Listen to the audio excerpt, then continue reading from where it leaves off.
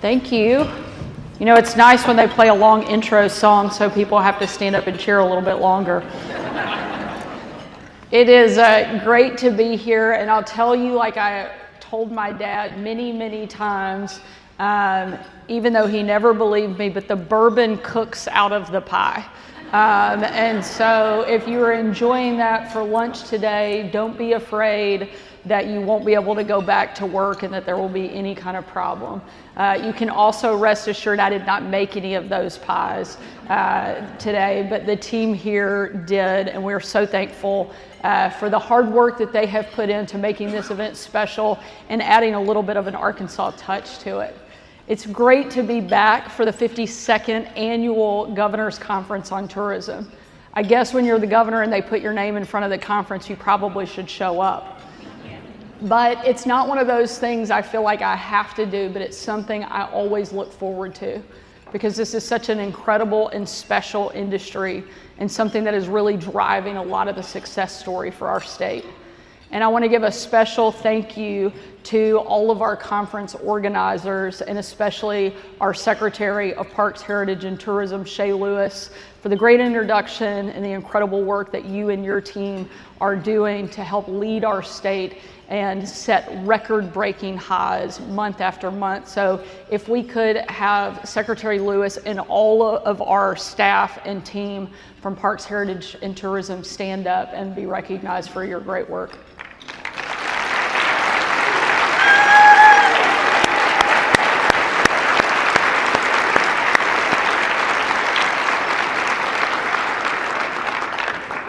I tell people all the time that I get to work with the best staff and cabinet of any governor anywhere in the country.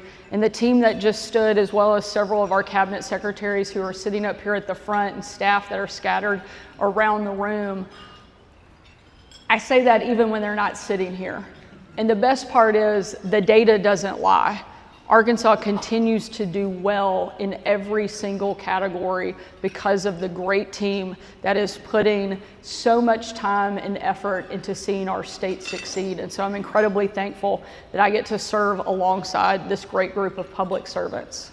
I also want to say thank you to all of the attendees who have traveled from every corner of Arkansas for your work to make sure that the natural state is the best place in America to live, to work, to raise a family, and to visit.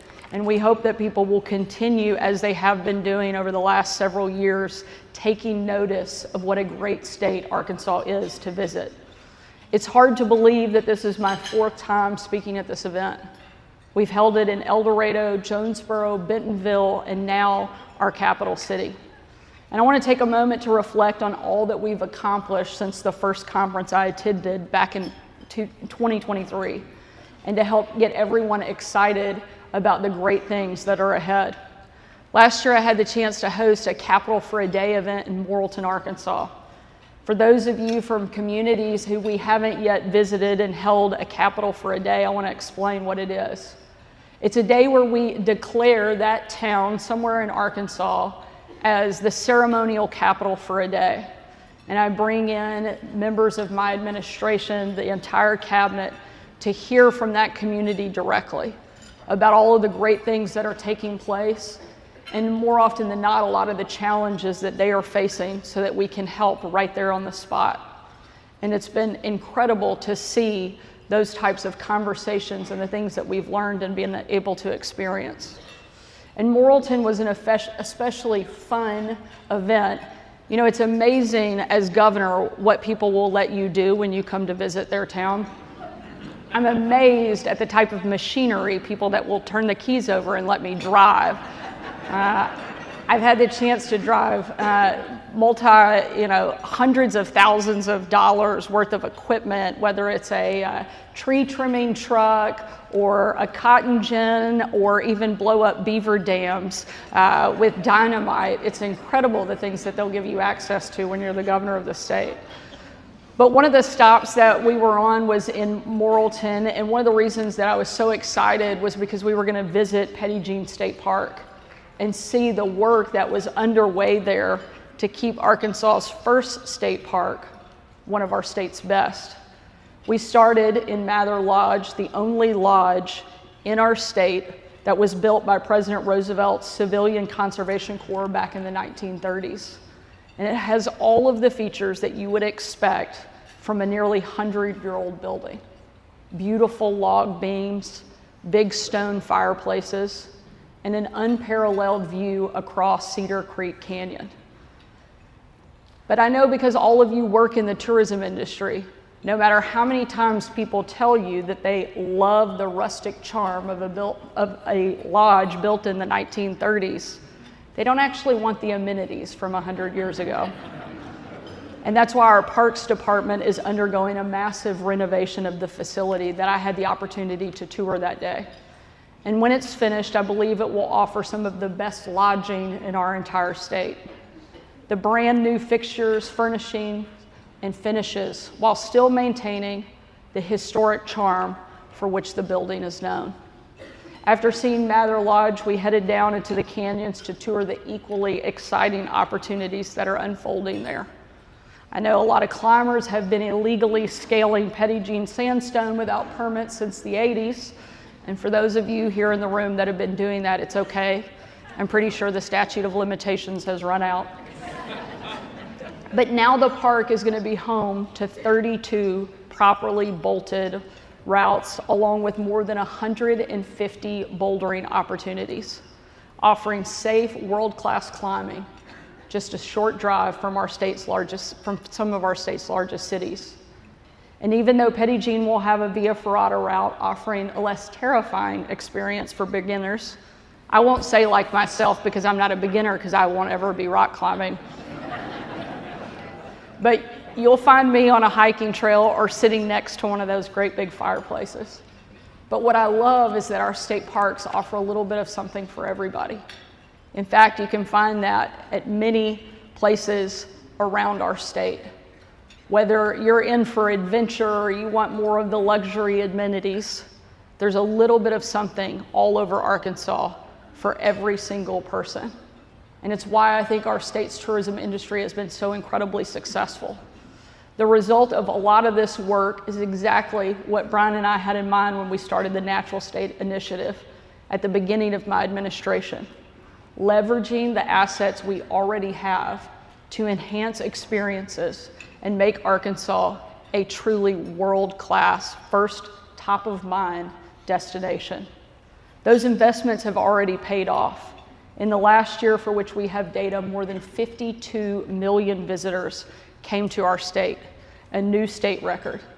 And while those visitors were here, they spent $10.3 billion last year, another state record. Amendment 75 revenue has risen by more than 10% annually every year since I took office, pouring more money into our park system. And as a result, the 2% tourism tax revenues continue to rise month after month. And that rising tide has allowed us to invest in areas that we haven't previously targeted, like building the outdoor recreation workforce of the future. Working with our good friend here, Doug Schoenrock at Arkansas Game and Fish, we were able to launch the outdoor education pilot program in schools across the state, working with the Department of Education. We now have 58 schools that are participating, and recruiters are aiming at getting that number to more than 150 by just the next school year. In the first 2 weeks, we already had 10 new schools commit to be part of that program. In Mena and in Bella Vista, planning is underway to build Arkansas's first ever lift access downhill mountain bike park, thanks to Act 155 that I signed last year. That's also something else that you won't see me coming down, but I'm happy to ride the lift up and have a glass of wine and maybe a slice of pie waiting for you when you finish. The Delta Heritage Trails are on a pathway to be completed by the end of 2026. And at the end of last year, I had the honor of joining the U.S. Forest Service to announce Arkansas's newest state park, Blanchard Springs Caverns, something we are extremely excited about. All those changes show up in our record-breaking tourism numbers and at ribbon cuttings around the state. But what has been really special to see is to watch our own family embrace the great outdoors and the state that we're lucky enough to call home. Both of our boys, Huck and George, killed their first buck this year. They're actually becoming quite the duck hunting duo as well. It's not good when your 2-year-old becomes a better shot than you. George is learning to call ducks, and Huck gets to shoot them. And that's great when you're a duck blind. It's a lot less exciting when your 10-year-old is calling ducks on a regular at about 11 p.m. at night. I recently collected all of the duck calls from his room and have them in a safe space for daytime activity instead. But after football, there's nothing our boys love more than hunting and fishing and enjoying the outdoors. And not long ago, Brian had the chance to take our son George duck hunting this season. They were driving out to a duck lodge near the Dell Bumpers National Wildlife Refuge. And because George had participated in a Christmas program at school that evening, it was pretty late when they headed out. On the drive, they were listening to music and had the sunroof open, and George was staring up through it, looking at the stars. And at one point, he turned to Brian and he said, "It should be a rule that you never live somewhere where you can't see the stars." As they were driving home the next morning, after a successful hunt, I might add, George said that he planned to live in the Delta when he was older. He said, "I don't know why you wouldn't. It has everything you need. You can farm, you can hunt, and you can fish. Most importantly, Dad, you can see the stars." Here in Little Rock, sometimes it's easy to get lost in the noise and the business of our lives. But for a 10-year-old boy, it really is that simple. Always live somewhere you can see the stars. I'm blessed to live in a state where that's still possible, and I'm forever grateful to the men and women who preserve and protect the great outdoors for my kids and for everyone else's. So thank you for the great work that each and every one of you do to protect our state, to preserve our state, and to make sure that each and every person in all of the generations that come behind us get to enjoy it. I'm so thankful and so proud to be the governor of the best state in the country. Thank you for the work that you do, giving me an easy job to tell our success story. Thanks so much, and congratulations on record-breaking year. Thank you.